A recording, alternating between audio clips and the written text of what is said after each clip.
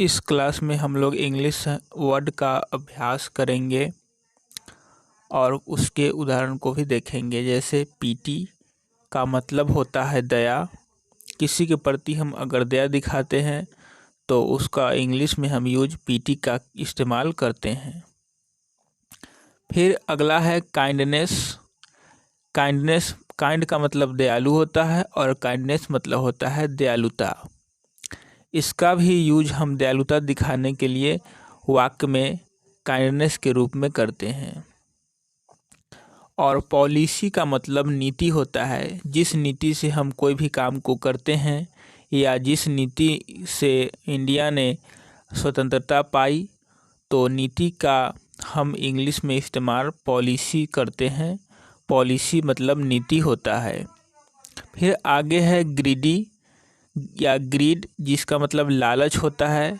हम किसी भी चीज़ में लालच रखते हैं तो हम उसका इंग्लिश में ग्रीड इस्तेमाल करते हैं। अगला है ड्रेस। ड्रेस का मतलब पहनावा होता है।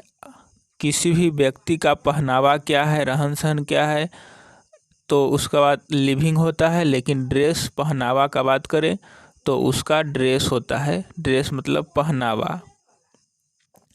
अगला यूनिटी। यूनिटी का मतलब एकता होता है।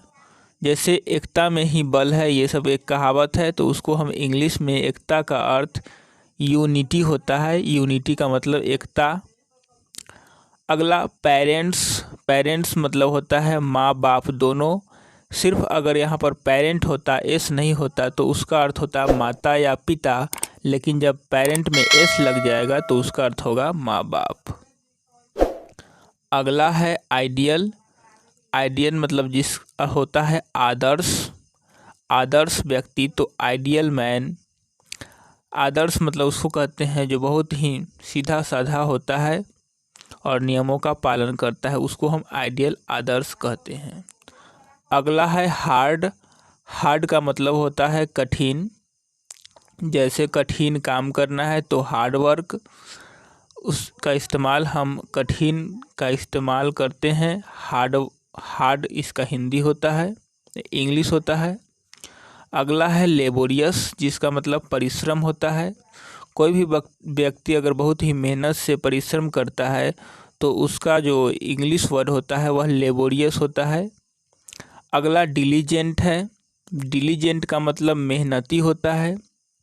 मेहनती है, कोई भी व्यक्ति अगर मेहनती है, वह सुस्त नहीं है, तो उसके लिए हम डिलीजेंट मेहनती का इंग्लिश लिखते हैं। अगला है वर्क, जिसका मतलब काम होता है। कोई भी काम को हम करते हैं तो उसको इंग्लिश में वर्क कहा जाता है। जैसे आई डू वर्क, तो मैं काम करता हूँ। अगला डिवोशन। डिवोशन का मतलब होता है भक्ति।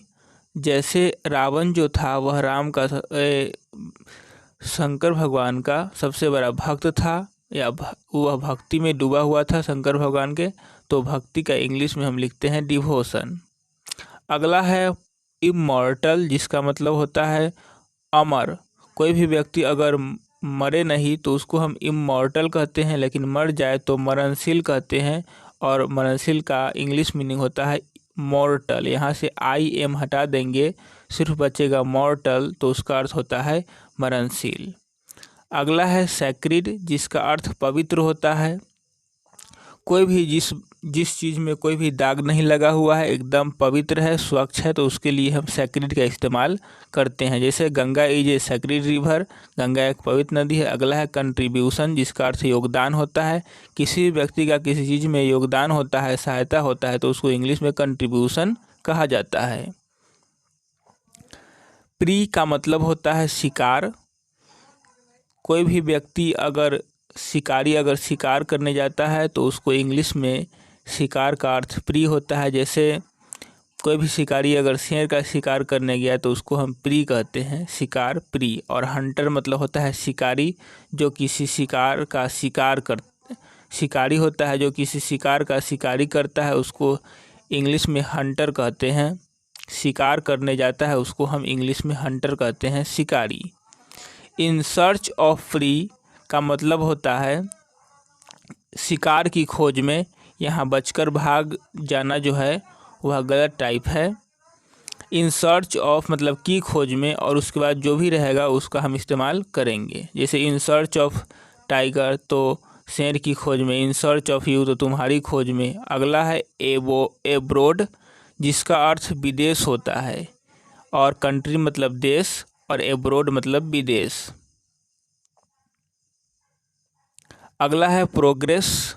प्रोग्रेस का मतलब होता है उन्नति करना, विकास करना, बढ़ोतरी करना, उत्पन्न होना, ये सब होता है। तो उन्नति करना, विकास करना होगा तो हम प्रोग्रेस का इस्तेमाल करते हैं। जैसे he is progressing in his work, वह अपने काम में उन्नति कर रहा है, विकास कर रहा है। अगला नेसेसिटी है, जिसका अर्थ होता है ज़रूरत। जैसे मुझे तुम्हारी ज़रूरत नहीं है तो I did not you, I did not necessity, I did not necessity, मुझे ज़रूरत नहीं है तो आई डिड नॉट नेसेसिटी। तो ज़रूरत का इस्तेमाल हम नेसेसिटी, इसका इंग्लिश होता है सो लॉन्ग एज, का अर्थ होता है जब तक। जैसे जब तक तुम आए गाड़ी खुल चुकी थी, तो उसमें यहाँ पर जब तक के अर्थ में हम सो लॉन्ग एज का इस्तेमाल करेंगे। अगला है बेनिफिट, जिसका अर्थ होता है लाभ। किसी भी व्यापार में लाभ होता है उसको इंग्लिश में बेनिफिट कहा जाता है। अगला है डेंजर। डेंजर जिसका अर्थ खतरा या संकट होता है। कोई भी काम अगर हम करते हैं और उसमें खतरा है, संकट है, तो उसका इंग्लिश मीनिंग जो होता है वह डेंजर हम इस्तेमाल करते हैं। अगला है चेज। चेज का मतलब होता है किसी चीज़ का पीछा करना। जैसे कुत्ता का पीछा करना तो चेजिंग द डॉग, बिल्ली का पीछा करना तो चेजिंग द कैट। तो चेज का अर्थ पीछा करना होता है। एस्केप का मतलब भाग, बचकर भाग जाना। किसी भी चीज़ से, किसी भी व्यक्ति से बचकर अगर हम भाग गए तो उसका इंग्लिश मीनिंग जो होता है वह एस्केप होता है। जैसे तुमसे बचकर तो एस्केप फ्रॉम यू, तुमसे बचकर भाग गए। अगला है फेट, जिसका अर्थ भाग्य होता है, किस्मत या भाग होता है फेट का मतलब।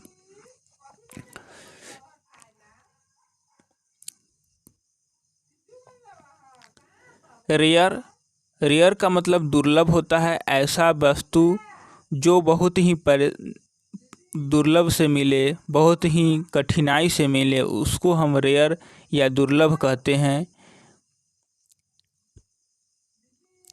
फॉर्चून, फॉर्चून का मतलब होता है भाग्यवान। ऐसा व्यक्ति जिसका भाग्य जो है वह बहुत ही अच्छा है, उसको हम कहते हैं भाग्यवान या भाग्यशाली। अगला है वेलफेयर, जिसका अर्थ होता है भलाई। वेलफेयर का मतलब होता है भलाई। कोई भी व्यक्ति अगर किसी व्यक्ति के लिए भलाई के लिए अगर काम कर रहा है तो वह अब उसके वेलफेयर में काम कर रहा है, भलाई के लिए काम कर रहा है। अगला है सेल्फिश, जिसका अर्थ होता है स्वार्थी। सेल्फिश का अर्थ स्वार्थी होता है, और सेल्फिश मतलब ऐसा व्यक्ति जो सिर्फ अपने ही बारे में सोचता है, अपने ही लाभ के बारे में सोचता है। अगला है बिसाइड्स, जिसका अर्थ होता है अतिरिक्त।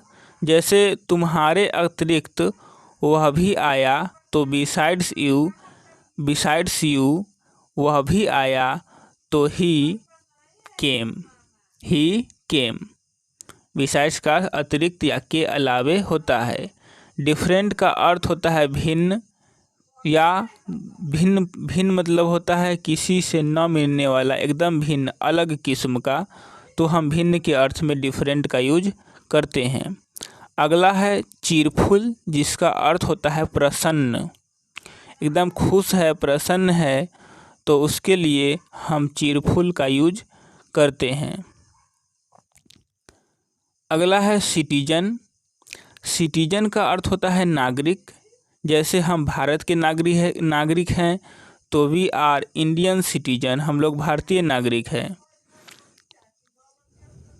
सिटीजन का अर्थ नागरिक होता है। आगे है इवेन टुडे। इवेन मतलब यहाँ तक कि, इवेन मतलब टुडे का अर्थ होता है आज भी। इवेन टुडे का क्या अर्थ होता है? आज भी। और ग्रीन का अर्थ हरा होता है और हरा भरा भी होता है। जैसे पत्तियां जो होती है वह हरा भरा होता है, तो ग्रीन लीव्स हम कर सकते हैं इस्तेमाल, ग्रीन लीव्स। और ऐसे हरा भरा का जो होता है वह ग्रीन होता है। लोनली का अर्थ जो होता है वह सुनसान होता है या अकेला भी होता है। जैसे in the dark you are lonely, अंधेरे में क्या हो तुम? सुनसान जगह पर हो, अकेलेपन महसूस कर रहे हो, तो सुनसान के लिए हम लोनली का इस्तेमाल करते हैं। वर्शिप का मतलब होता है पूजा करना, पूजा करना वर्शिप का मतलब होता है।